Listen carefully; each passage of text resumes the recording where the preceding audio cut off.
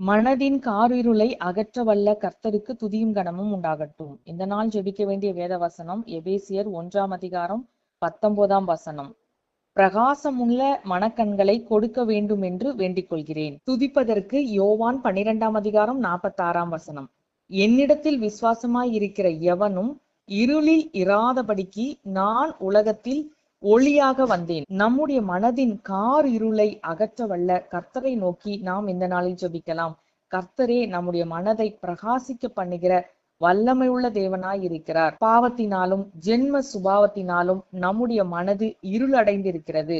அந்த இருளை மாற்ற வல்ல கர்த்தரை நோக்கி இந்த நாளை ஜெபித்து அவரிடத்திலிருந்து நித்திய வெளிச்சத்தை நாம் பெற்றுக்கொள்ளலாம். துதிக்க வேண்டியது கர்த்தரிடத்தில் விசுவாசமாய் உள்ள யாவரும் கர்த்தருடைய வெளிச்சத்தை பெற்றுக்கொள்ளும்படிக்கு அவர் இவ்வுலகத்திற்கு ஒளியாக வந்தேன் என்று நமக்கு வாக்கு கொடுத்திருக்கிறார்.